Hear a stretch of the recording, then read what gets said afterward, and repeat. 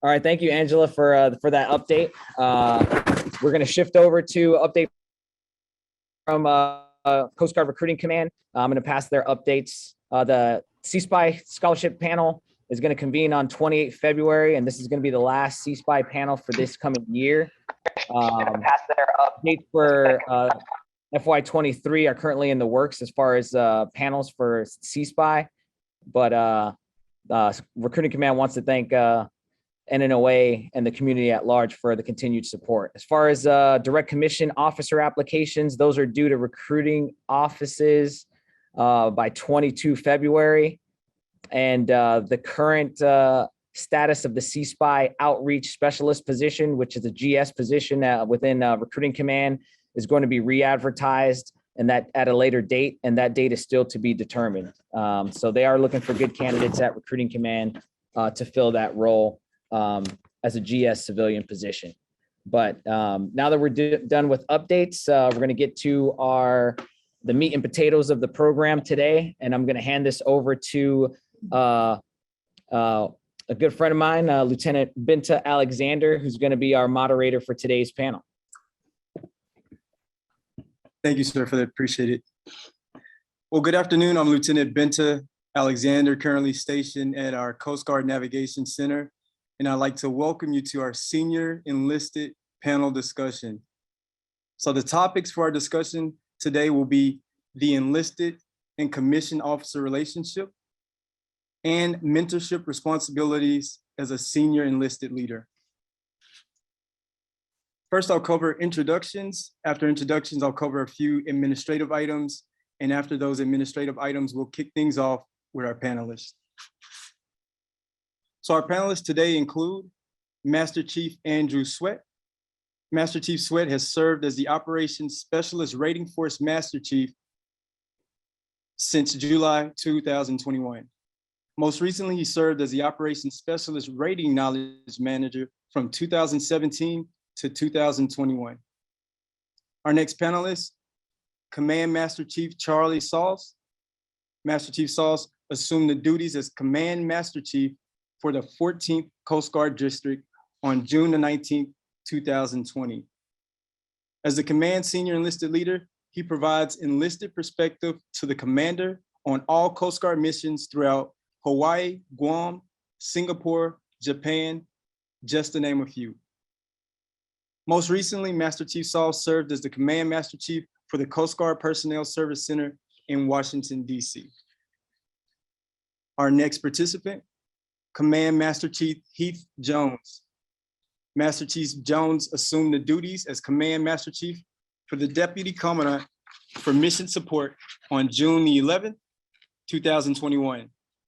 He serves as Command Master Chief for a 17,000 person DCMS organization that delivers the systems and people that enable the Coast Guard to efficiently and effectively perform its operational mission. Our next participant is Master Chief Nia Stingley. Master Chief Stingley is assigned to the Tracing Center Petaluma and assumed the duties of Informational Systems School Chief and the IT Rating Knowledge Manager in September 2019. As a school chief, she manages the IT schoolhouse of 28 staff members and the A and C school curriculum. The IT school graduates 160 plus A and C school students annually. In addition, she produces the E5 through E8 service-wide examinations and manages the IT required performance qualifications. Our final panelist is Master Chief Jason Wong. Master Chief Wong assumed the duties as Senior Enlisted Advisor on the Commandant's Personnel Readiness Task Force on July the 1st, 2021. He is directly involved in identifying challenges affecting our mission-ready total workforce and producing service-wide changes to service culture, organizational processes, and policies.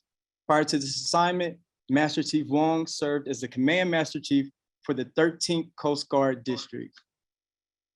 Good afternoon, Master Chiefs, and welcome.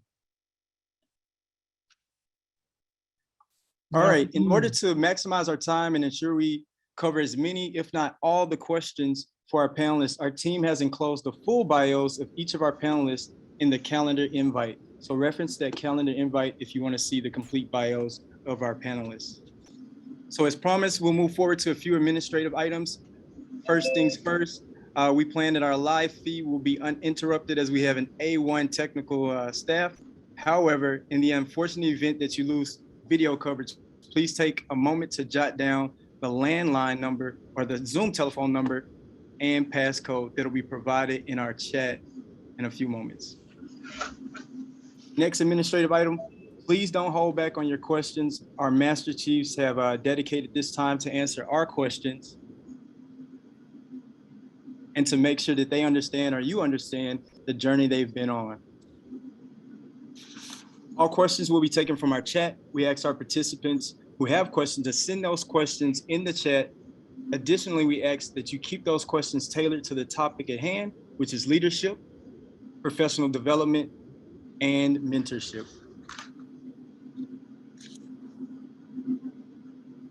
All right, so now I'll start off with asking our first three questions to our panelists. After all of those responses to those questions, I'll take a break and we'll take questions from our chat. The questions in the chat can be directed to the entire panel or any individual panelist.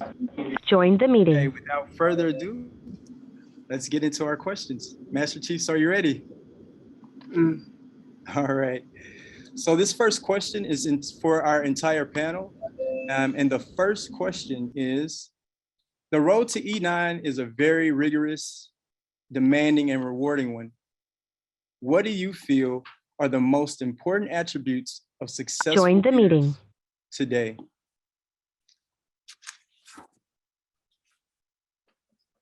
I will point out Command Master Chief Sauls. Roger that, sir. Thank you, and everyone, aloha from sunny Hawaii. Let me begin by saying thank you so much for this wonderful opportunity to have to spend some time with you here virtually and talk about this, which is no doubt very near and dear to all of us members here of the panel. I would say the road to E9 is very rigorous, demanding, and rewarding. I tell you, when I look back in my career, I feel like like when you go bowling and you put the little barriers up, right? That I feel like that bowling ball, I just bounce back and forth, and eventually I make it to the end. But there's some hard lessons learned along the way. But I would say that when I first came in the Coast Guard, and that over the past 26 years, I've had three sayings that I've kept in my mind throughout the years. My dad used to always say, he used to say, your word is your bond, right? So straight true to your word. Keep your promises. Be the honorable person that follows through with what they say they're going to do. So I think that's one very important attribute. The second one that I used to say, stay one step ahead of disaster and run hard, right? So always maintain a sense of urgency, right? There's always something that needs to get done. And if you can identify those things that need to get done, you can get after it, right? Then you make it better for everybody else. So I think that's, having that foresight is also very important. And the last thing he used to say is when it gets too rough to ride, get off and walk for a little while. And that's back, reference to back in his days where he used to tame horses. And so when it got too rough to ride, you have to get off and walk for a little while. And that's just to, as a gentle reminder that doesn't matter how good you are at what you do. Sometimes things will not go your way. And so you have to remain humble, exercise some humility, understand that your best was probably not good enough, but that's definitely not a reason to give up. So you definitely got to keep trying. So those are my three thoughts on that. So back to you. Absolutely. Thank you, Master Chief. I will pass that on to our next panelist. Anyone who wants to jump in for next.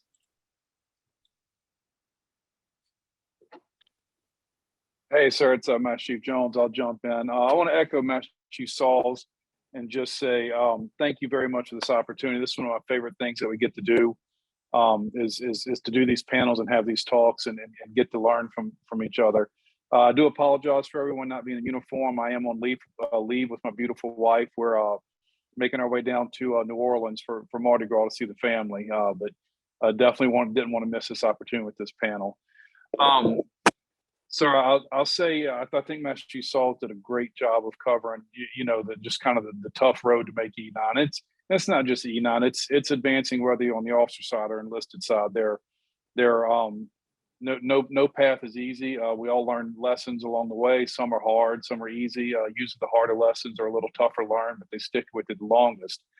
I'd like to focus on the part of the question. I believe you asked, what we see that are traits of good leaders today, and I kind of like to just give a couple thoughts on that. Number one, I think traits of good leaders that I respect and follow. Number one, they're competent. They know their job. They know their world of work. They're good at their world of work. They're consummate professionals. Number two, they are approachable. You can have all the answers in the world, but if no one darkens your door and people aren't comfortable coming to you, that's a problem. So they have an approachable demeanor. Number three, they're accountable. They're accountable to themselves. They're accountable to their peers. They're accountable to their subordinates and accountable to their seniors. That accountability piece is huge. It's how we stay grounded. It's how we stay focused on the mission and the workforce of the Coast Guard. And then the fourth thing that's just a trait that I think really we, especially if you kind of look at America today, is trustworthy. Trust is sorely lacking right now in our country. And there's many reasons. I don't want to go down rabbit holes. There's a ton of reasons, but trustworthy. We have to ensure that our fellow blue suiters, our active duty reserve, auxiliaries, and civilian employees in the Coast Guard, when they see us, that they trust us. And that trust is earned, and it takes just a weak second to lose the trust, and it takes years to gain it. So those are the other comments I have. Thank you, sir. Thank you, Master Chief. Next, I'll give it to Master Chief Swede.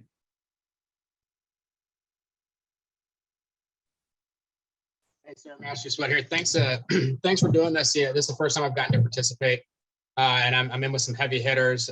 Good friend of mine, Naya. So much respect for her, and Jason and Heath and Charlie. So you bring on the OS, and I'm humbled to be in this crowd. I look up to every one of these fellow Master Chiefs.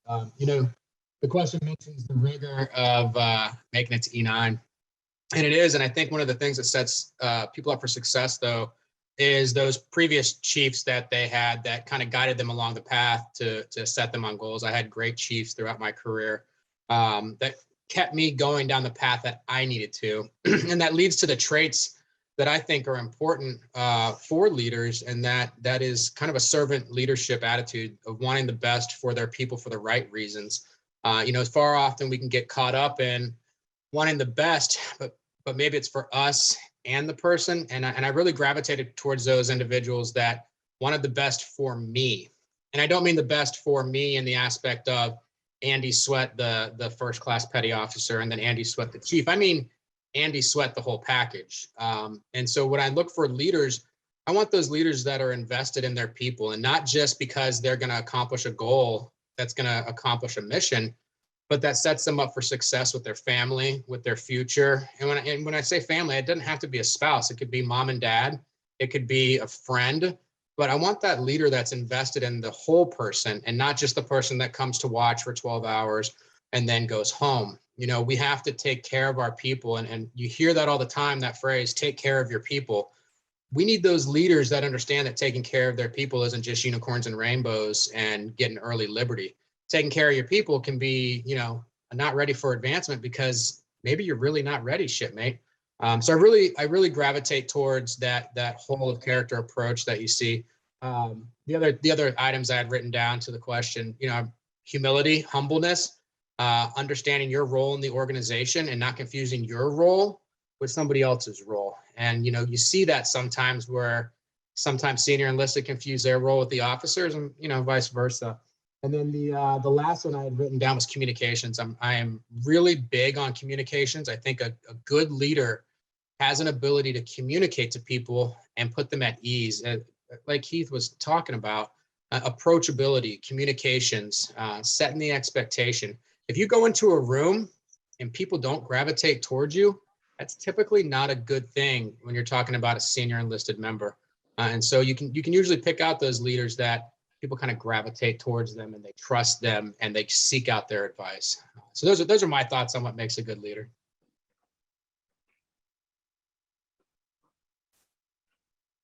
Thank you, Master Chief. Appreciate it. I will pass it over to Master Chief Stingley. Hey, good morning, everybody. I first want to say that I'm so humbled by being with all these Master Chiefs that have so much knowledge. This is definitely something that I've never done before, and I'm really happy to be here. So when I think about the road to Master Chief, I think about just, how can I say, the people that were before me, I felt I was drawn, and I was by their flexibility, their openness. So I'm going to agree with everybody else here on the panel. But I also felt that they were the leaders that I wanted to be. I wanted to help others. I wanted to lead others in my field. There's not a lot of women in the IT rate, so that was very difficult coming up in the computer rating. So I can't answer this very well, but because there's been so many great answers. But I will say that being open and flexible, acknowledging your mistakes, and also being that great role model, which a lot of folks were to me.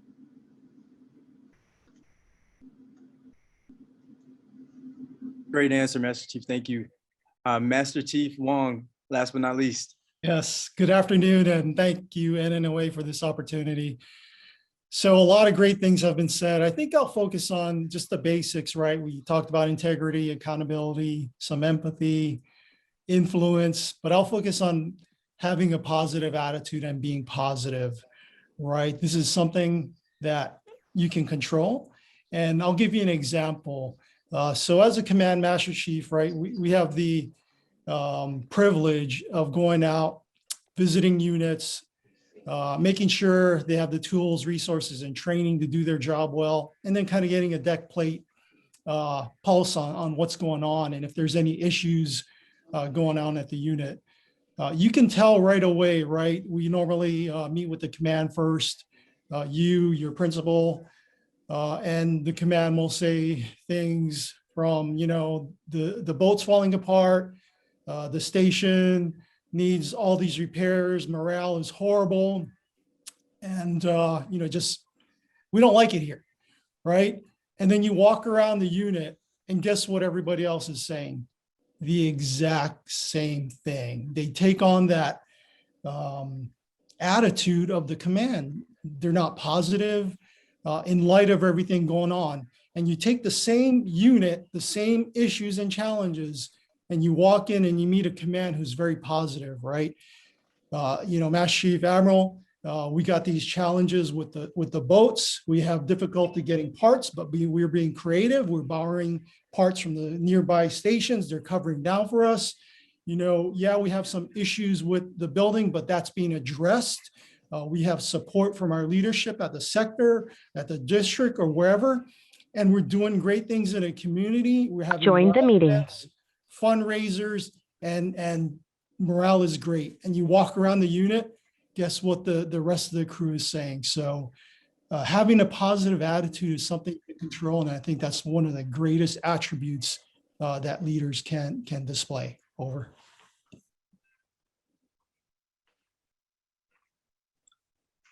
Thank you, Master Chief. Right now at this portion, I know I said I'll have 3 questions, but our chat are open up for quite a few questions, and I want to get to the questions our folks have in the field versus my questions. So Lieutenant Ellis has a question for the entire panel and would love to know, would love to hear the most significant mentoring moment or event from your career, whether you were the mentor or the mentee. And I can state it one more time quickly. Would love to hear the most significant mentoring moment or event from your career, whether you were the mentor or the mentee? I have a story to share. Oh, go ahead, Jason. All right. So I was a chief petty officer. I was assigned to Training Center Cape May at the time as a company commander. And then Master Chief of the Coast Guard, Skip Bowen, used to make regular visits to the training center. And during the course of his visits, he took me in as his mentee. And really, just by his advice, his mentorship, really changed the entire course of my career from that point. So I'm a Cspi rating, worked in the medical field up until that one special assignment at Cape May. Had no intentions of doing anything else after Cape May, but going back into the medical rating, doing something. And here comes the Master Chief Petty Officer of the Coast Guard, the most busiest enlisted person in the Coast Guard, who took his time every visit or even a phone call to say, hey, have you thought about this? Have you thought about being a command master chief? Have you thought about going to the Sergeant Major's Academy? Have you thought about things outside of your comfort zone? And through his mentoring and just advice and encouragement, it changed the course of my career. I've been in special assignments ever since, having served multiple tours as a command master chief. And still to this day, in fact, I spoke to him this morning about some things, just shows the value of the mentor-mentee relationship and how somebody can just change your entire career by just spending some time and getting to know somebody. Thank you. I'll tackle this question. I have one poignant moment that sticks out of my career. I was a young petty officer, first tour. We had just transitioned from radarman to operations specialist, and my OS1 came in, and it was that time of my career where I needed to make a decision. And he said, "Hey, Sweat, what are you gonna do? Are you gonna stick around? You want to put in some bullet picks?" And I said, OS1, I'm gonna get out of the Coast Guard. Because see, up until that time, I'd had a pretty rough go at it my first unit. I had an E5 when I was an E4 I was working for that, let's just say, wasn't a very good relationship. I just kind of felt like it wasn't my calling. And so Keith, my OS1 was Keith Jarrell, retired now. But anyways, he pulled me aside and he really invested some time into me and he really laid it out. And in a kind of a funny way, he said, "Sweat, what's your plan?" And I said, "Well, I'm gonna go back to college." He said, "Okay, what are you gonna get a degree in?" I don't know, I got to take basic courses first, OS1. He's like, "Okay, well, what are you going to do for a job?" Because see, this was pre 9/11, right? We didn't have the post 9/11 GI Bill yet. I didn't get paid BAH to go to school. I was just going to use my GI Bill. And so I told him, and everybody's going to laugh that knows me. He's like, "Well, I'm going to be a bouncer at the club." And if anybody knows me, I'm 5'9". I act 6 foot and bulletproof, but I am 5'9". I was bouncing part-time at a club. Anyway, I digress. So he laughed at me like everybody else did. But he took the time to invest in me, and he took the time to really mentor me and set me up on a path of, hey, you know what, Sweat, you're a good OS. You could run your own ship. Why don't you put in for these independent duty, they're called the OSIC jobs on 210s. Why don't you put in for that? You've taken the service wide. You're an E5. You make OS1. He really helped me lay it down. So that I realized that, I was kind of getting out of the Coast Guard because of, a previous petty officer that I worked for. And I mean, I would say change the trajectory of my life, if you want to put it that way, because I was going to get out. And I think that's where I got the, really being invested in your people. Keith knew more about me than the average leader did. He knows my wife, because we were dating at the time, but, he knew her name. He knew what was important to me in life. And he just sat me down and he really mentored me to stick around in the Coast Guard. And I mean, here we are 20 plus years later now. So that, I think that's the one that really sticks out in my mind when I talk about leaders and mentors, that he didn't have to do that. He could have, just filled out the paperwork. And a lot of people do that, well, hey, that's a bad idea. But he went above and beyond for about 6-7 months to really help me hone in on what my plan should be. Hey, LT, if you don't mind, I'll jump in real quick. And I wanted to share this one because the last part of the question that the lieutenant asked was, and were you the mentor or the mentee? And this one jumps out to me because starting out the situation, I thought I was the mentor, and I ended up being the mentee in the situation and learned something. As an OIC, we had this young non-rate that I just wasn't cutting it, and we were trying and trying and trying, couldn't reach the young man, problem after problem, and it was getting to the point where we were looking at the performance probation end up process and for discharge potentially being the outcome. And so one afternoon we pulled in and we're sitting on the pier, and I'm just talking to him, and I mean I'm basically begging and pleading him, saying, what do we need to do to reach you? We're your family. And that was always my approach as an OIC, was we were one big family. And as I kept going, I could tell he was getting more and more frustrated. He got to the point of tears. And finally he looked at me and he goes, Master Chief, he goes, you and I have a different definition of family. I said, what do you mean? And he goes, ask me about my family. So I asked him about his family. And he proceeds to tell me just a story that still to this day is incomprehensible to me, with what he grew up with what he grew up in, and what a father and a mother was to him compared to what it was to me. And when I realized that the whole tact I'd been taking with this young man all along was actually driving him further and further away, it immediately, so here comes the 4-month non-rate is now mentoring the 18-year Master Chief, because I realized one size doesn't fit all. You can't reach every member with the same thing, and you have to be willing to meet people at that level where they're at, to try to find what makes them tick and makes them work to get them to succeed. So that's the last part of the LT's question really made that moment jump out in mind to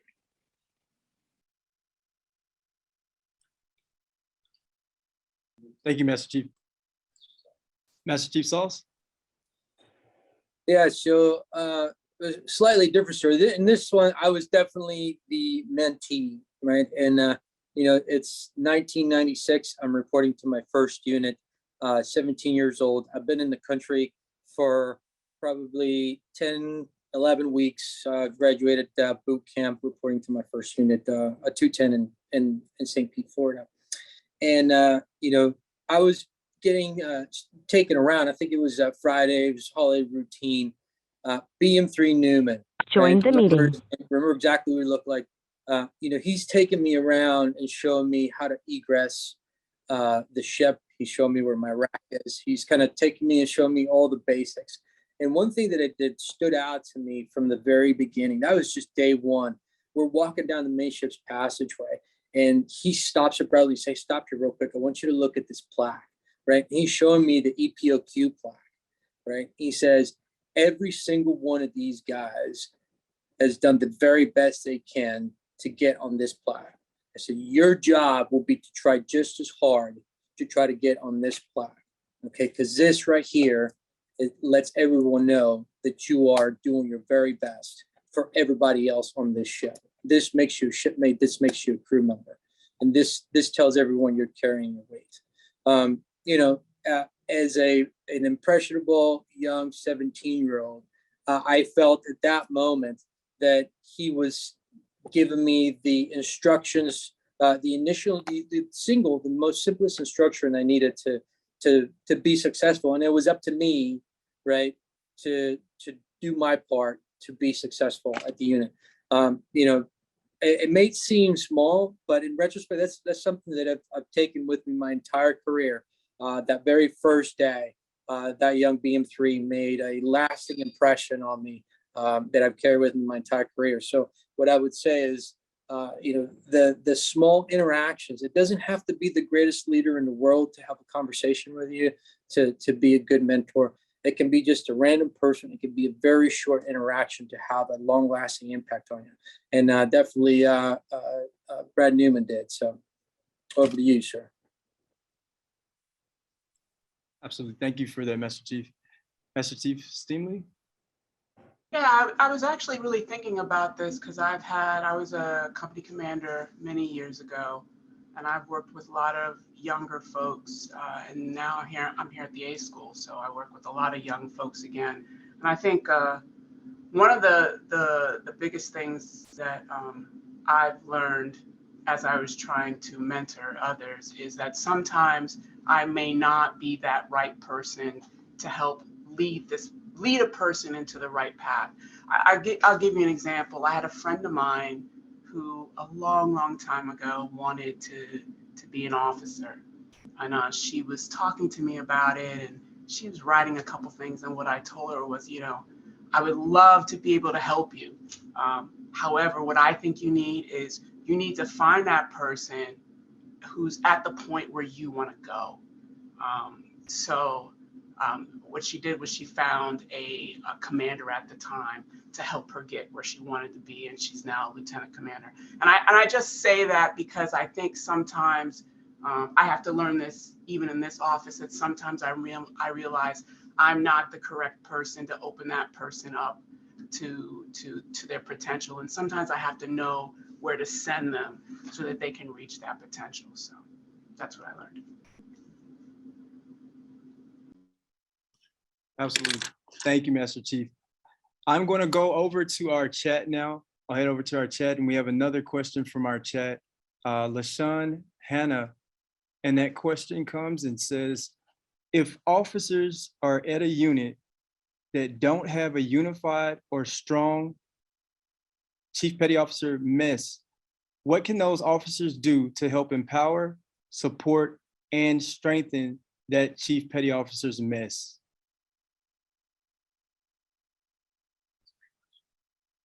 I'll kick that off with Master Chief Stingley first.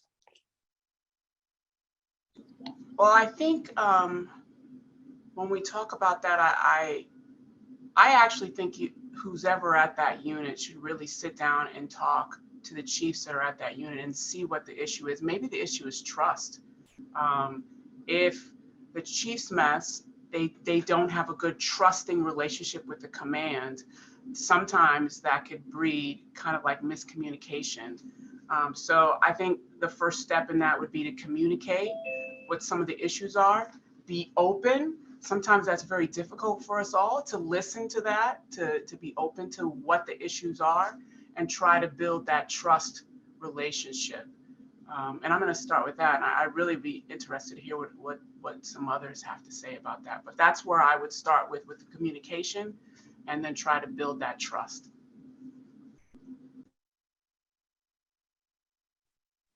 Master Chief Jones. Okay. Yeah, I'll go. Yes, sir. I loved what you said about the trust thing. That's huge. Sir, I'm the con, and most of my friends on here are going to roll their eyes because they've probably heard me say this thousands of times. I'm a big believer when there's a problem, we have to look in the mirror first. And as chiefs, I tend to blame us first as chiefs, because usually we've been around a little longer, we're a little more experienced than the other folks that we're dealing with in a situation, typically.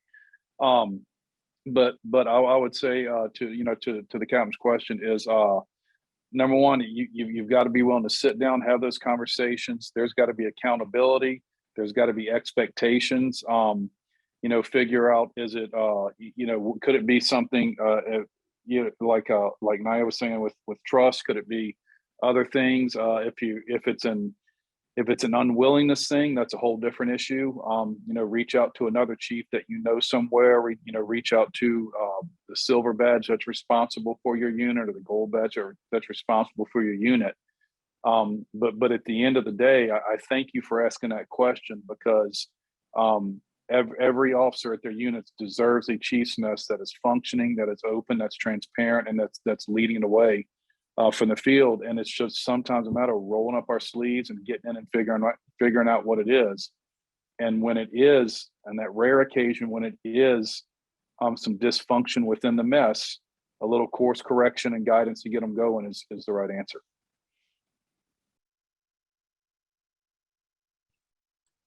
Master Chief Wong. Thank you.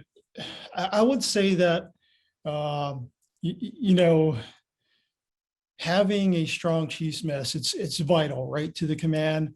When a chief's mess is firing on all cylinders, handling issues at the low level and taking care of it. Issues are few and far between. On the opposite end, when you have a dysfunctioning chief's mess, trouble occurs. And it's a pattern, right? We see it all the time throughout units throughout the Coast Guard. I would say the relationship, at least that's what I'm thinking, the relationship between the officer and the chief is what's coming to my mind as far as we talk about trust, but is there a relationship between the officers and the chief's mess? And what is that relationship like? So I think starting there, building that relationship, along with trust, building that trust, and along with self-awareness with the chief's mess about looking themselves in the mirror, and then having an empowered person that can take charge of that mess, whoever that is, right? You just have to find that one key chief or two or three that will get, the momentum going, whether it's, holding more chiefs calls, communicating the needs from the command down to the deck plate level or back up. I think those little things, basic leadership is where you start. Hey, thank you for the Master Chief. Master Chief Sauls. Yes, sir. So I would offer, just to kind of go along the same thing, trust was brought up earlier. I think in order to establish that trust and to have a group that's able to really communicate, the mess, there's an advantage right off the bat with the mess is that there's already there's a chief's mess. There's a place to congregate. There's a safe place. And I think creating an environment that is safe, so that you can collect your group and then get the ideas out and flow and be able to identify what are the barriers to that communication, what are the barriers to building of that trust. So if you show up to unit and your mess is not operating to the level that you expect it to, create that safe environment, open up the dialogue, make sure that you establish that there's a safe place so that you can begin the process of trust. And in the meantime, I'm sure you will find, if it's dysfunctional, I'm sure you'll find, the one person that may be a jerk, the one person that may be a downer, the one person that may be the slacker, and you can identify those. And if you do, what I would challenge you is to engage those people even more, okay, and challenge them to come up with solutions, to come up with initiatives, so that you can develop and pull them out of their shell and start building that team, that cohesiveness. Okay, so safety is paramount to creating and generating trust, which will enable communication, and then that will make the teamwork actually flourish over time. So it's not going to happen on the spot. It's not going to be immediate. It's going to require constant attention, just like growing a plant. You're going to have to take care of it, put it out in the sun. You're going to have to water it. You're going to have to bring it in. But at the end of the day, your engagement with the mess, what a saying that I always say is, the tide rises all boats, right? So be the tide. So create environments where people grow and thrive. And if you have a stunted mess, then create that environment where they can all thrive, because when everybody thrives, the entire unit thrives. And it's not just the mess, but it's the wardroom, it's the entire unit, and by and large, the entire Coast Guard. So just my 2 cents. Thank you, Master Chief Sauls. As a follow-on question in our chat, Captain Hannah had a follow-on question to this. And the question is, what are your thoughts / reflections on the effectiveness of informal disciplinary tools such as Chiefs counseling? And I can hit you with that question one more time. What are your thoughts / reflections on the effectiveness of informal disciplinary tools such as Chiefs counseling?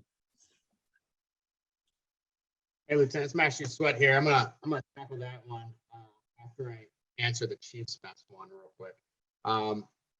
When I look at the messes that I've been a member of, whether small on a 210, 270, or large like Training Center Petaluma, or gosh, the one at headquarters, I think the one thing that makes the mess successful is just what everybody's mentioned, is that trust, both up the chain, right, and then down the chain also. And so I think if you go in somewhere and you see a dysfunctional Chiefs mess, it didn't just happen immediately. It happened for a reason. And how did you get there? And what was the determining factors that led you down that road? And sometimes us as chiefs, we need to look in the mirror and realize that it might have been us. And that's where the accountability piece comes in, the honesty from the officer corps to be honest with your chiefs. But then also sometimes it might be that other side in the command, and they need to be honest and look in the mirrors themselves also. And so those two things go hand in hand together, where the trust has to be placed into the chief's mess, but the chief's mess also has to trust the command. So my challenge is, how do you do that? And I think it starts with expectation management. And are your expectations grounded in what the roles are for that chief's mess? Are they the way they should be? I had a commanding officer one time that had mentioned that they weren't satisfied with how a chief was. And I asked them, okay, well, what's your definition of a chief? They gave it to me. And then I was a mass chief. I told them, you would be highly disappointed in Andy Sweat as a chief then, if that's what your role was. And I'd like to think I am at least a successful senior enlisted member. So really, are your expectations grounded? Both ways. Is the chief's mess expectation of the command grounded? And is the commands of the chief's mess grounded? And then again, that communications. To get to the informal question for informal disciplinary actions, I am a huge fan of the Chiefs Performance Review Board. I think it is a tool in our tool belt. I came up in the Coast Guard, as did everybody else here, where you had that negative page 7 that was signed, sealed, and delivered, and you had that chief that looked at you and said, "Hey, look, I'm gonna put this in my top desk drawer. You keep your behavior up for the next 6 months, and it's going to get shredded." Now that's kind of a bygone era, but I think when used appropriately for the appropriate situations, it can be a life-changing event for the member. I think there's a little bit of fear that is put onto the utilization of that I've seen with various commands, because of the authorities maybe that some commands don't want to relinquish to that CPRB. But I think when you look at it holistically, when done correctly, under an SOP or a plan and laid out appropriately, it can be a very good tool in a tool belt to utilize to get members that maybe are straying off a path back onto a path. And I think it's just another tool that we can use that will allow us to guide our personnel where we want them to be or where they need to be, really, based on policy. So I'm a huge fan of them.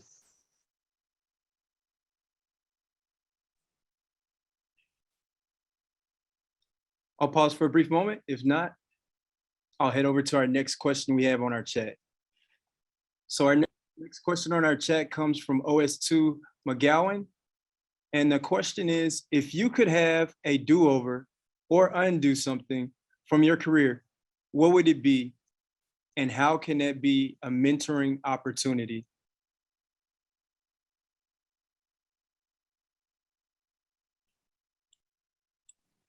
I'll jump in, sir.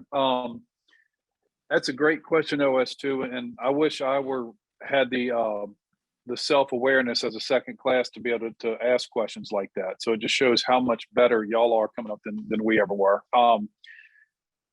I would say that I kind of view this as maybe more what advice would I tell myself, going back 20 years.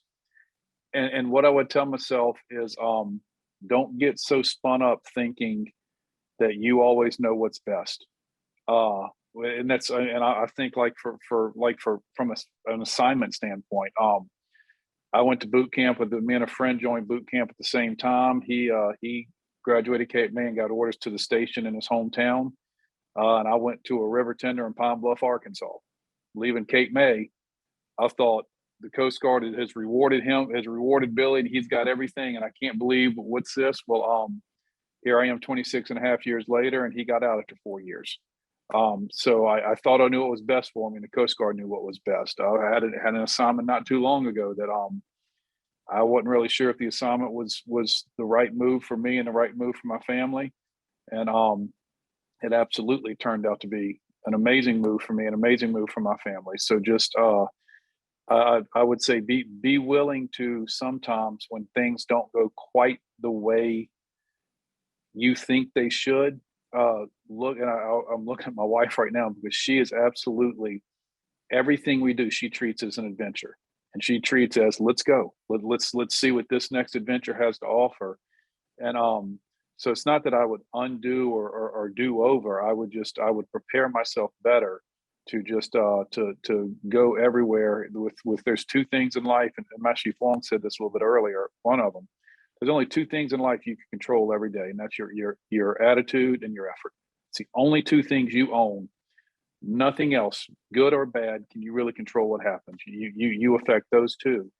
And so the go back do over would be to always make sure that I'm controlling those two things in my life.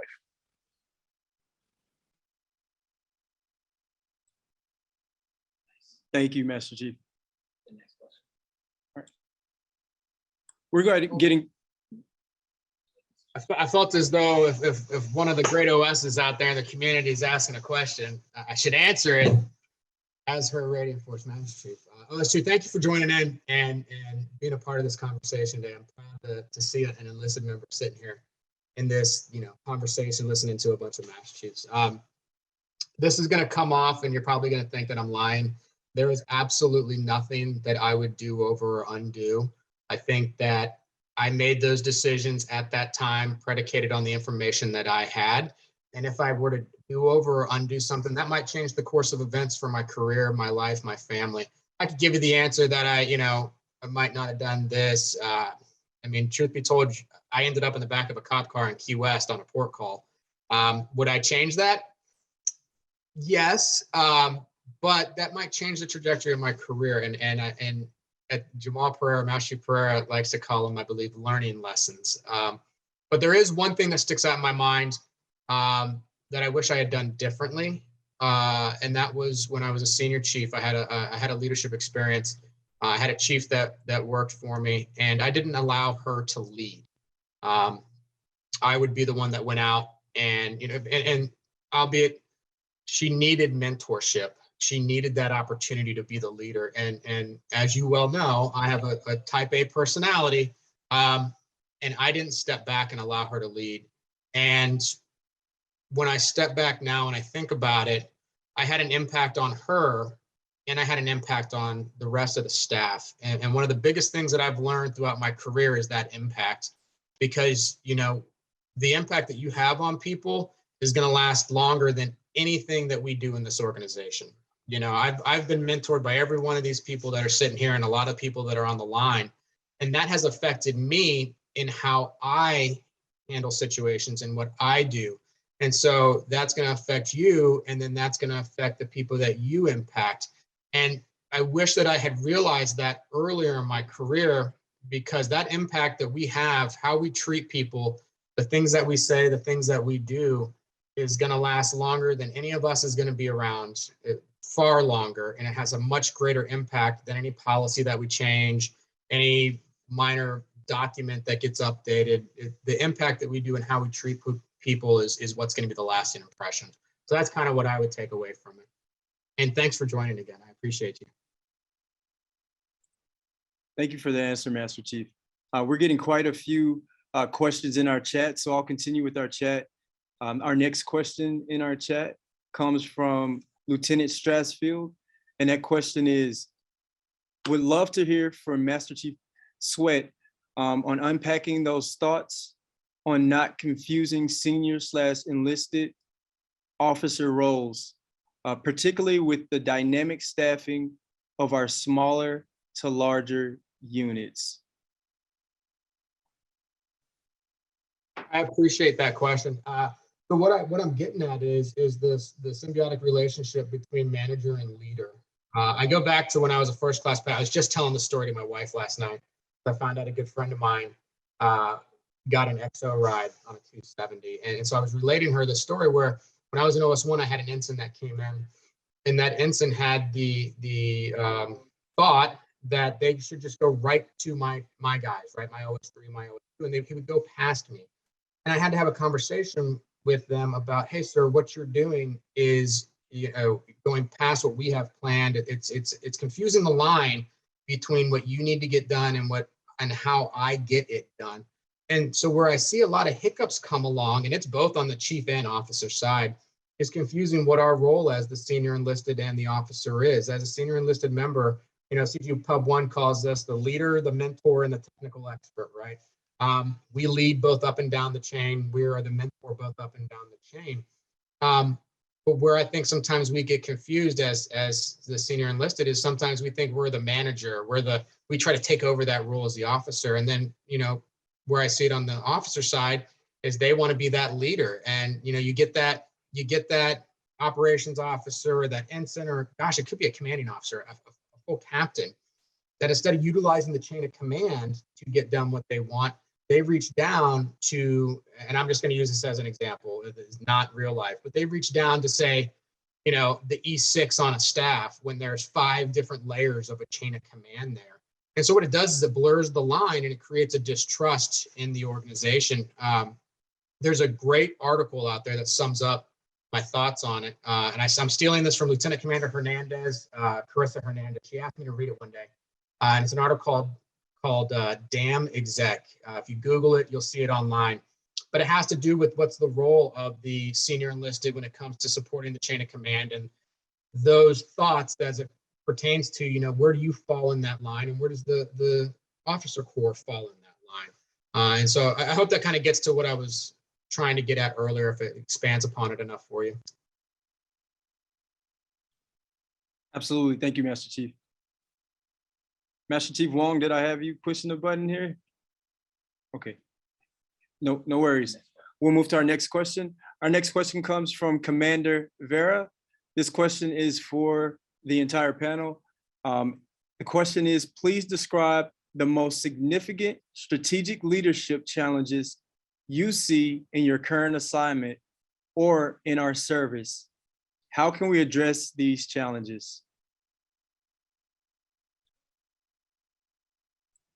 I can give that question one more time if we need.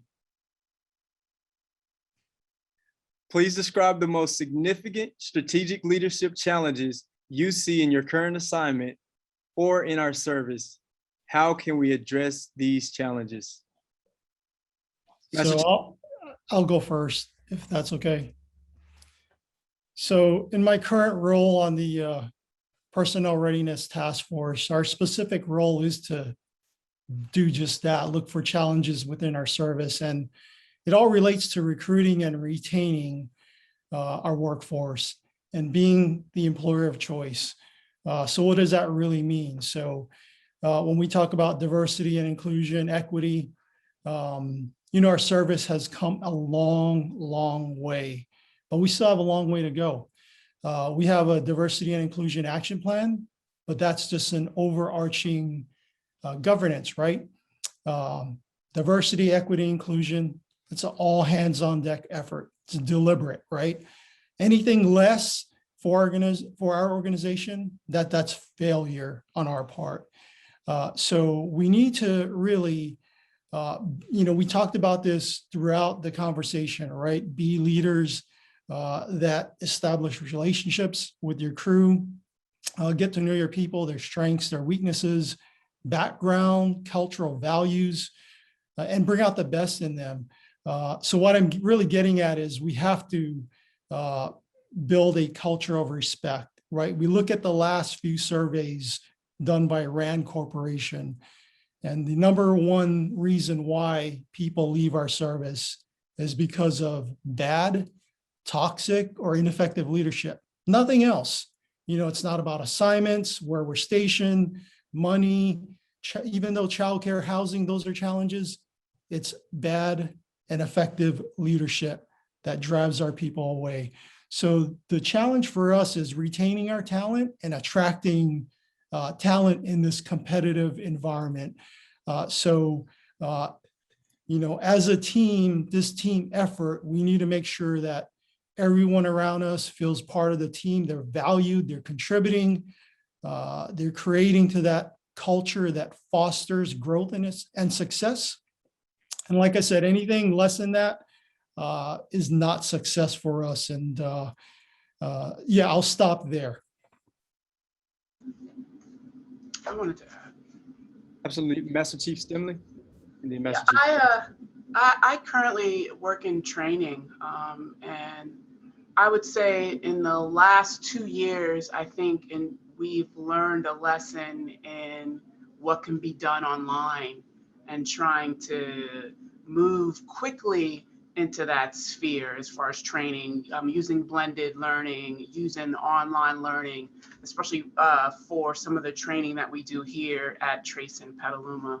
So I think what makes it very difficult is, one, As we all know, I think when we talk about saving money in the Coast Guard, I think what first happens is people forget about training. Are we a part of that life cycle? Do people see that as important, adding training to the life cycle? So, that's the thing that we struggle with here is how do we move forward into this new blended learning, and how do we incorporate that in the Coast Guard? What is the Coast Guard going to look like in 5 to 10 years when it comes to training, and how well will we be able to do that? Is what I think about it. It's a challenge now as we are, especially, I'm in the IT field. We just moved to the cloud. We got Office 365. Things are moving quite rapidly. How do we stay on top of that in training? So those are some of the issues that we deal with here. Thank you for that answer, Master Chief Stingley. Master Chief Jones.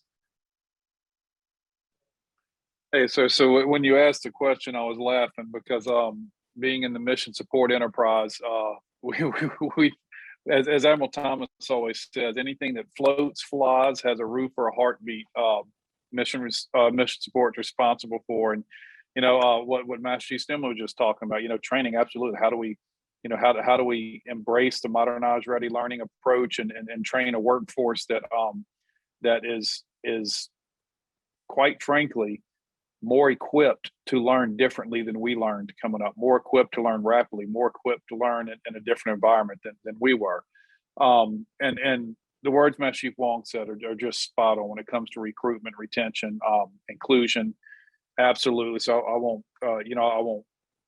belabor that because just foot stomp there. One thing strategic down the road, it's a good news, bad news story. One Admiral Schultz's three, with ready, relevant, and responsive. We are relevant. We are absolutely the department of choice, or the unit of choice for the Department of Homeland Security when it comes to everything. You go to Indo-PACOM, out where Master Chief Sauls is in D14, they want more Coast Guard. You go to any combatant command around the world, they want more Coast Guard. So we are in demand all over the world. And so how do we get to a point where we're not trying to spread one jar of peanut butter all over the whole world? How do we get to the point where we have more Coast Guard and we can operate more efficiently with the more efficient and capable assets that we have with that modernized, ready training workforce that Master Chief Stingley talked about? How can we be that Coast Guard for everybody out there?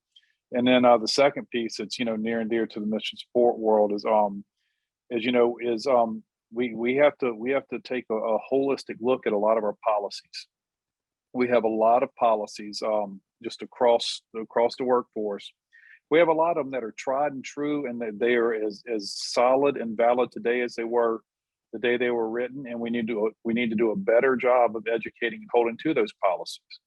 But conversely, we have a lot of policies that were written for a post-World War II era workforce, where the man went to work, the wife stayed at home with the kids, and that's not the workforce we have anymore. So we've got to be willing, when we have those policies, we've got to be willing to step out and say, okay, how do we get that policy to where it's more adaptable and more applicable to a Coast Guard workforce in 2022. So I would say those are a couple of the high-level things that we have challenges in front of us. Thank you, Master Chief Jones, for that. Master Chief Sauls? Yeah, just to compliment, all the things that everyone's been saying, I think about this when you say, what do I think is the biggest strategic challenge? And I think, we touched on several things: recruitment, retention, diversity, inclusion. I see that as an effect. And I'll leave you with a question after this, just so you can think about it afterwards for the whole audience. Think about this, right? If recruitment, retention, diversity, inclusion is an effect, right? Master Chief Wong spoke to toxicity and leadership. I really don't think that we allow bad people into the service, right? Somehow, somewhere along the way, people, through their experiences, react. I'm going back to attitude, going back to the things you can control. Some people react differently to different challenges, right? And so if we have good people reacting badly to different challenges, right, then why are they acting that way? That's driving other people to leave the service, right? So, we talk about an effect, we talked about maybe toxicity, bad leadership, et cetera. And we looked at as a symptom, right? Then what is the cause, right? And I think those are some of the things that we're getting after right now, like Master Jones was saying, modernized ready learning, Mia was talking about, development, right? It's not just about recruitment and retention, but we have to develop people, and we have to evaluate some of our processes, right, that perhaps may make things much more frustrating for leaders, right, to lead.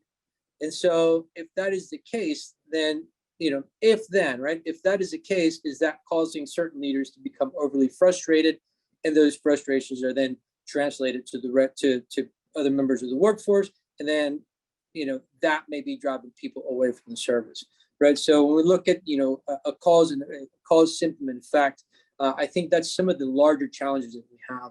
I also agree with 100% with Master Jones that some of our policies and processes are antiquated, and they're built for a different system.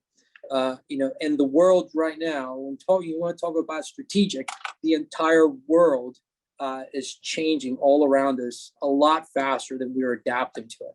So I think we definitely need to look inward and try to develop some ways to where we can, to a large extent, simplify the way we do business, so that we can help leaders and members achieve things that they want to achieve, and create those environments where people can grow and thrive. Absolutely. Thank you, Master Chief Sauce, for that. I'd like to take a moment to thank everyone in the chat that are posting questions. Keep those questions coming. We greatly appreciate it. If you see me dip my head every now and then, that's because not only am I moderating, but I'm taking notes myself from our Master Chiefs today. So thank you, Master Chiefs, for your answers. We'll jump back into our questions. So I'll get to the next question. The next question comes from Lieutenant Junior Grade Moore, MSST Houston. So the question is for anyone on the panel, and this question is, what do you wish you would have learned about the service earlier? What do you wish you would have learned about the service earlier? I'll let anyone jump in.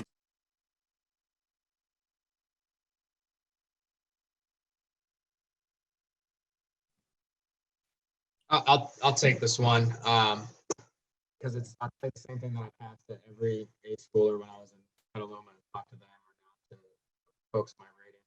I wish that I had learned that the moment I left A. Master Chief, I'm losing a little audio on you. You still got me? Have you loud and clear now. All right, cool. So after what I passed every non-rate, I was at A school and I passed.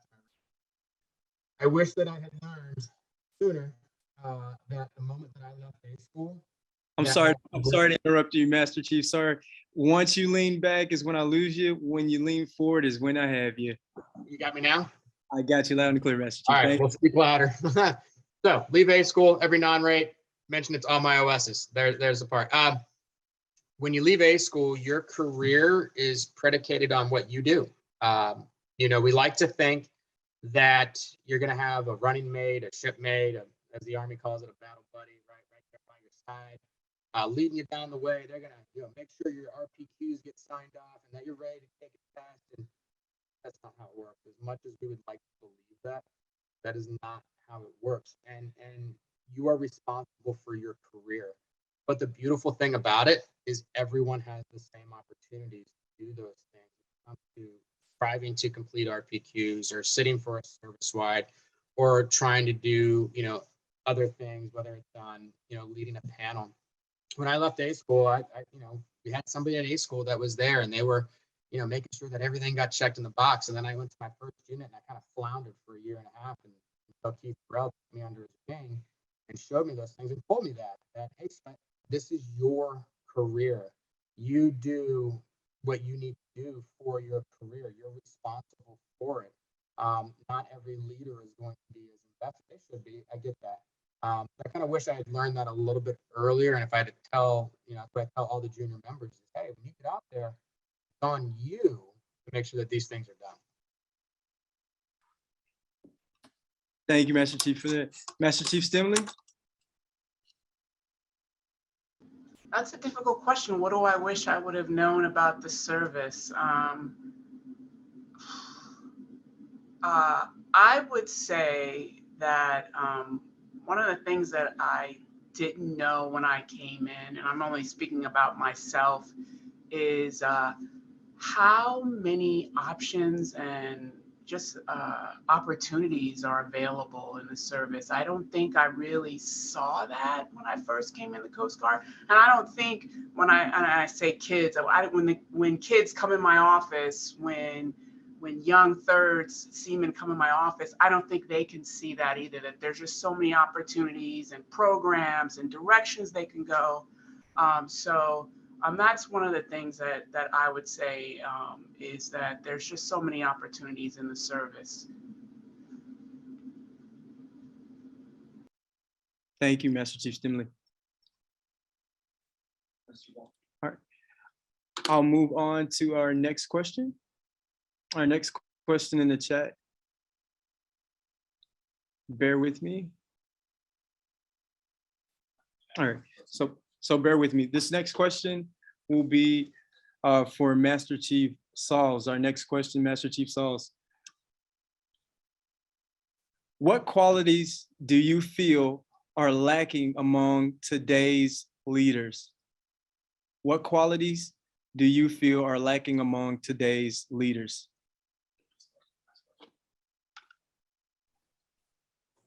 Well, thank you for that question. Looking back throughout my career, I think that, I've been exposed to a myriad of good leaders. Obviously not every single leader I had went on to be a Master Chief of the Coast Guard or a Commandant, or even, made it past Chief, Senior Chief, Master Chief, or even Commander. I tell you, one of the things that I notice, that I noticed particularly on my previous job, is what happens to good leaders over time, is that complacency gets to them. I've noticed folks that start doing the job and they do it well, but then do it for so long, then the little things start slipping, and you don't see a drastic drop in their ability to lead. It's just that over time they make concessions, start making little concessions here and there on how they would do things, and eventually the concessions add up so much that eventually they find themselves in a very precarious position when you compare them, today, right? When they fall from grace, if you will, vice when they first started leading folks. So I think staying alert and focused on the job, and realizing when it's time to kind of change tact, kind of change course, so they can stay on their game. There's you gotta continue to sharpen the saw, right? And if you let yourself slide, that can have some pretty negative consequences. So I think that self-awareness, number one. Number two, I would say, they stop learning, right? When you stop learning, when you stop wanting to learn, then it's all about having something as opposed to being something. And to put into perspective, by the way, there's a great book by Eric Fromm called The Art of Being. And one of the things that he talks about is how we think about things. Do you want to have a college degree, or do you want to be a college graduate? Do you want to have children, or do you want to be a parent, right? And the way in which we look at those things has a big impact on how we do things daily. So do you want to be a leader, or do you just want to have the fancy, device, rank insignia, etc.? So do you want to have something, or do you want to be? Because being implies, perpetuity. You continue to do it until you're officially done. Having is you once you attain it, then you're kind of done. You got there. You're there. You can stop trying. And so I think that's one of the things that I see some leaders experience, is that they achieve a particular rank, they achieve a particular position, or they attain a particular something, and then they stop trying, or they stop pursuing the responsibilities of that position, or that rank, or whatever. So that's kind of my thoughts on that. I think leaders tend to, in a sense, kind of quit on themselves once they reach a certain point. So sharpening that saw, steel sharpens steel. It's not easy, right? So you gotta find people that continue to challenge you. You gotta find those good folks that continue to inspire you. And when you start getting complacent, have the self-awareness and look in the mirror and say, okay, maybe it's time to move on, and write down some goals and keep moving forward. So over to the rest of the panel. Thank you, Master Chief Sauls, for that. And I would like to hear the answer from each of our panelists for that question. I think there's definitely a lot to be gotten from each of you also. I'll pass that question over. Hey, sir, I don't know why I have a thumbs up on my screen. I meant to hit unmute. I don't know what button I hit. I love everything Charlie just said right there.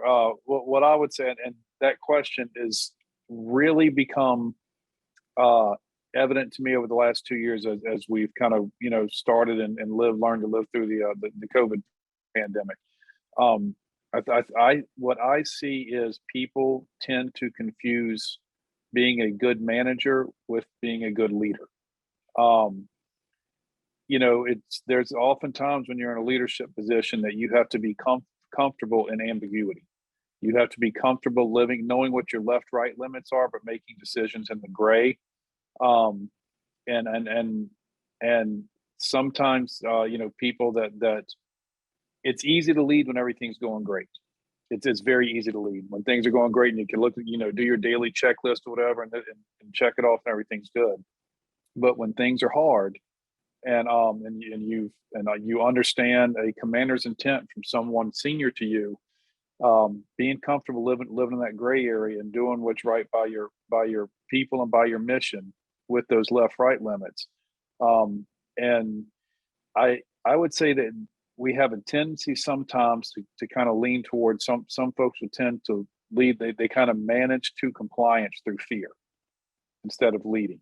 And I think that's something that that's, and it can be confused with leadership, but it's not leadership. So I just learning to live when it's uncomfortable, learning to make a decision when there's no when there's no black and white guidance that says if this then this, learning that policy and law and regulation paint a box, and we have to live somewhere inside that box, but it doesn't always have to be in the center of the box. It could be up in the top right corner or the bottom left corner, and that's fine. That's where the skill of leadership comes in. Thank you, Master Chief Jones. I just want to, we're at the 5-minute mark. We're at the 5-minute mark. So what I would like to do at this time is, before we wrap things up, I would like to extend the opportunity for each of our panelists to have closing remarks, short closing remarks, and we'll pass it back over to Captain Gatlin. So closing remarks from each of our panelists. Thank you. We'll start with you, Master Chief Sauls. Well, thank you. Thank you so much. This has been absolutely wonderful. I feel extremely lucky to be here and be able to talk to you and just kind of share some of my previous experiences, some tidbits of wisdom that has taken me a long time to learn. Some of these lessons have been very difficult, And some of these lessons have been very reluctant to learn, but we made it here. I want to leave you with this, is that,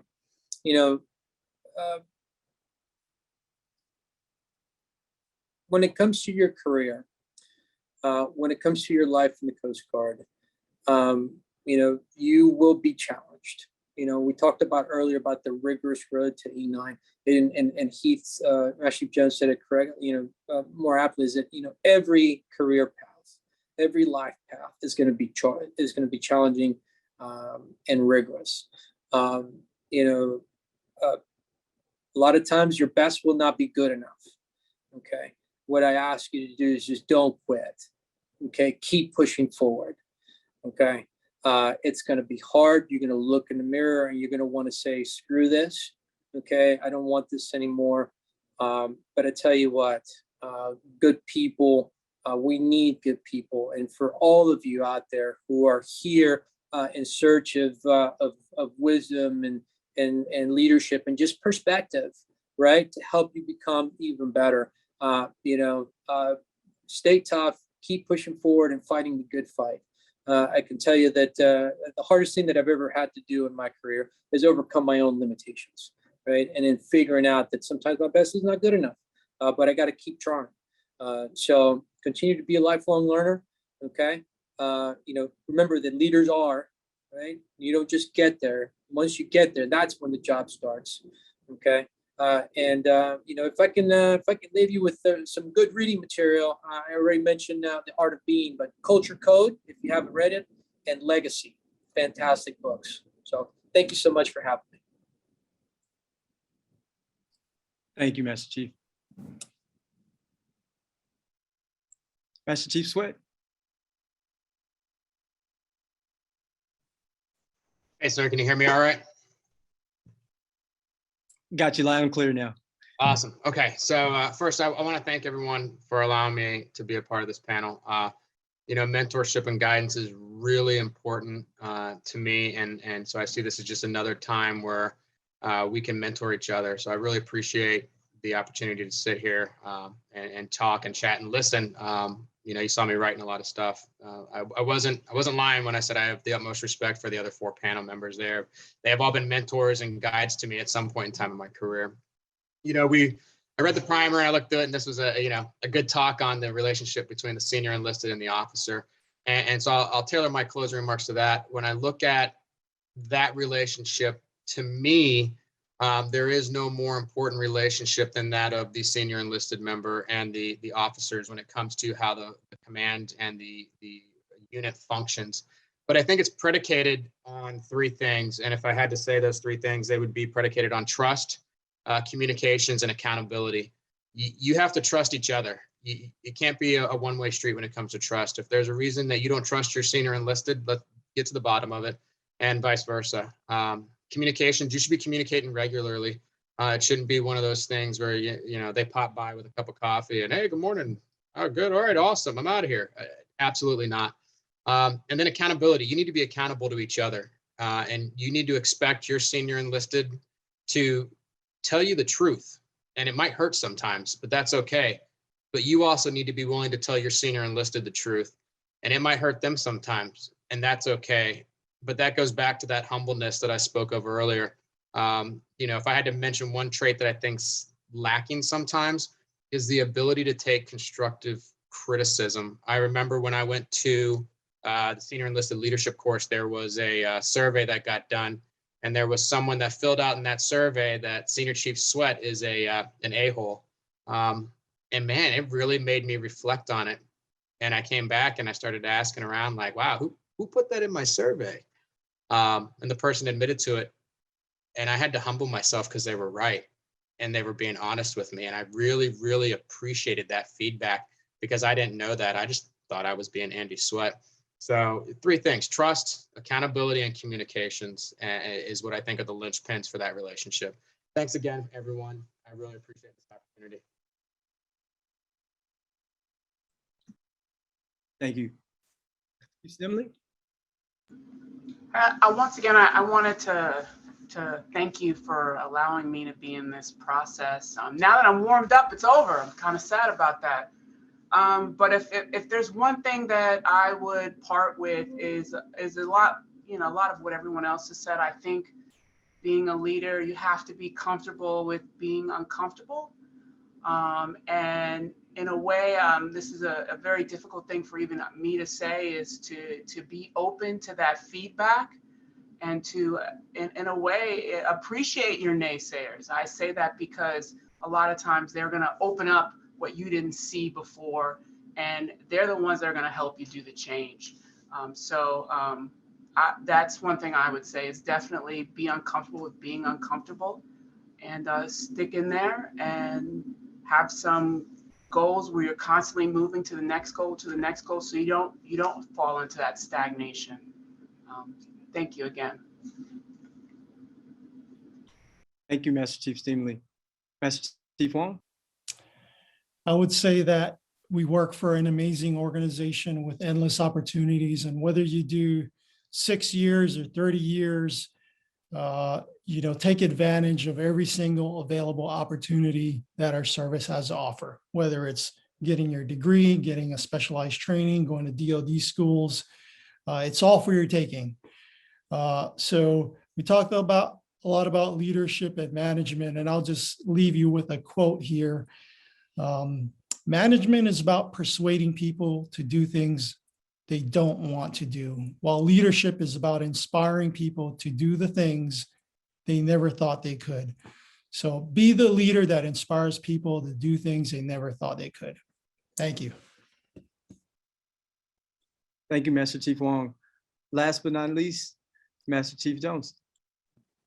Hey, LT, thank you very much, sir. Great job doing the moderating today. To you and Commander, thank y'all for setting this up.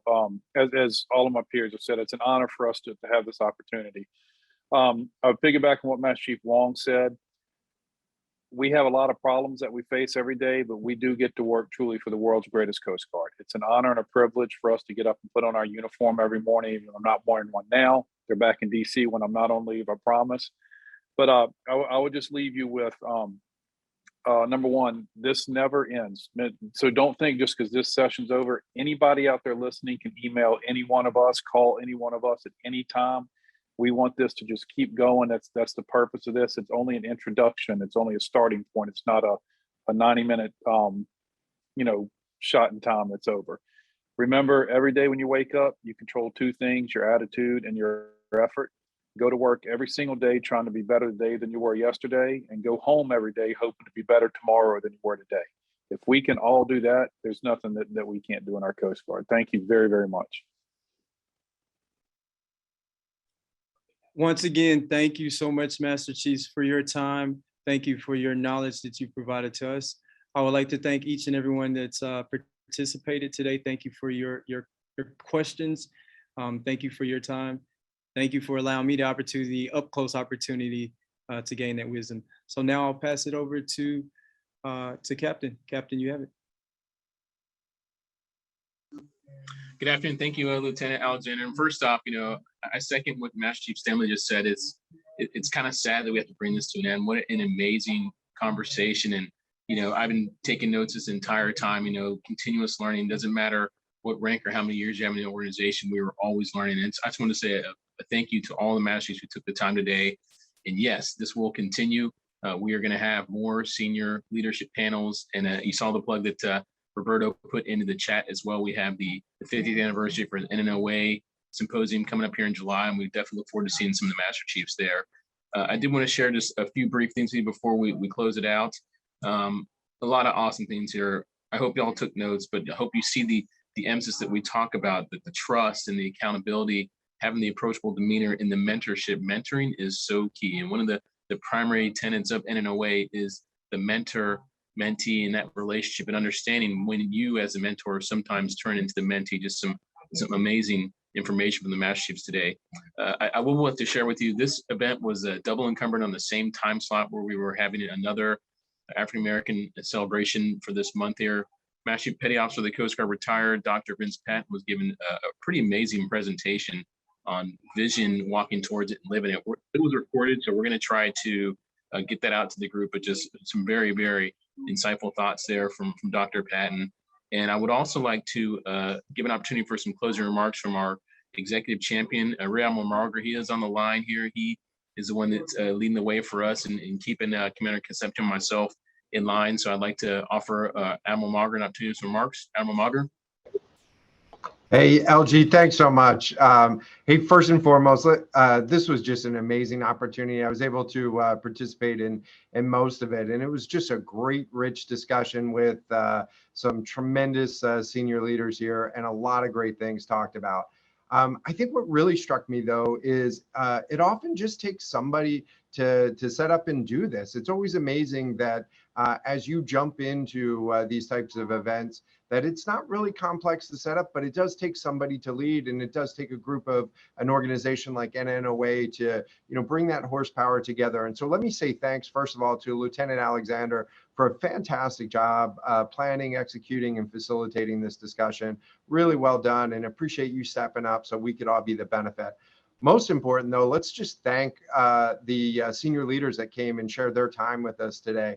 Really amazing discussion, amazing opportunity to hear their thoughts. As I wrote down a couple of notes here, prepare and be open for the possibility. You never know what's going to happen. And that's been so true to me throughout my career. It's about your attitude and your effort. Again, so true to me throughout my career. And I'm going to close with a short leadership story on that one. Another thing that's been really important to me too is the hardest thing to overcome is your own limitations sometimes. And that's really been something that I've had to work hard at. I think that we are our own worst critics, and sometimes we put too many limits on ourselves. And you need the help of mentors and colleagues and friends in an organization like NNOA to help you get to connect to that broader network and think about those possibilities that you might not even thought of, or you might not even thought it were possible. And so I challenge you to continue to take advantage of this. Hey, last thing we heard a lot about today was optimism and the power of optimism. For those of you that have held active case suspension, you know how much hope plays into the families of folks that we're out searching for and how powerful it is. But let me talk to you about optimism real quick as a tool to expand decision space. I had the benefit in May of 2018 of going over to Seoul, Korea as part of the DoD capstone program for new flag officers. And if you remember May of 2018, it was really focused on the reunification of North and South Korea. President Trump was going to be the first president in decades to stand foot in North Korea, maybe the first president ever to stand foot in North Korea. And there was this real possibility of peace. And for the families in Korea, it was really something that was tangible as we walked around Seoul. There were families that were ripped apart by this border, and they didn't draw that line. It was drawn for them. And so this was something that I really took on board. As we met with the staff of U.S. Forces Korea, we sat down with the intelligence shop, and they said, there's no chance that peace is going to break out. There's no chance that this reunification is going to go forward. This is doomed to failure.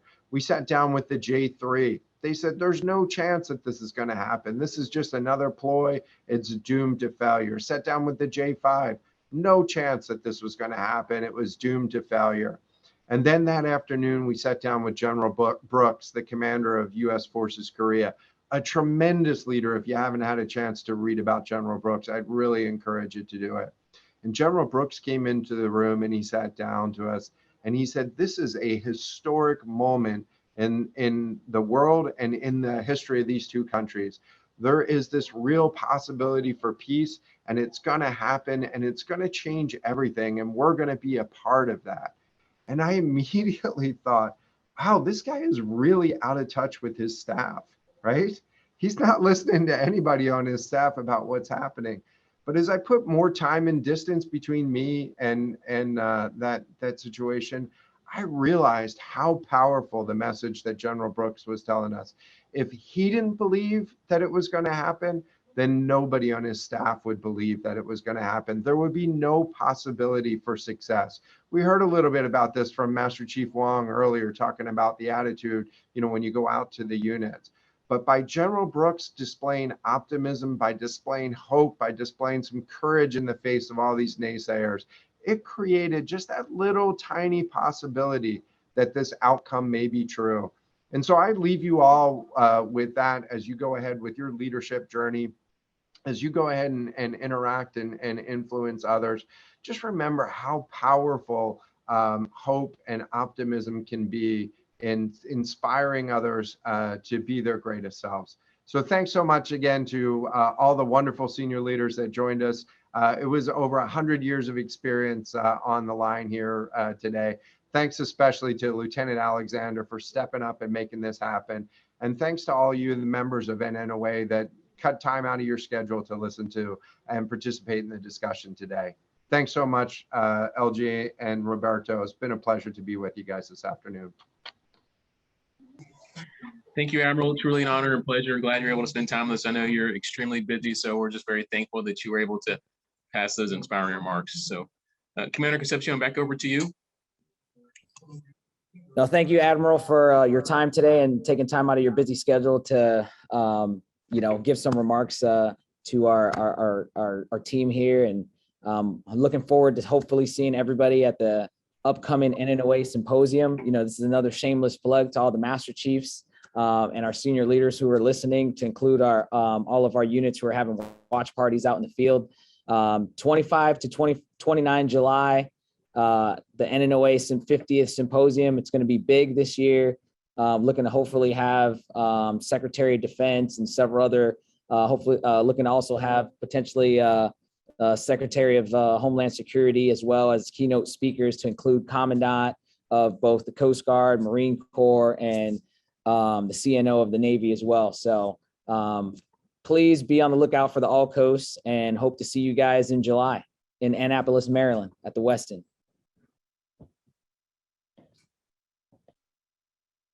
And that concludes our session for today. Thank you all, Master Chiefs, Lieutenant Alexander. See you guys in July. Thank you. Thank you.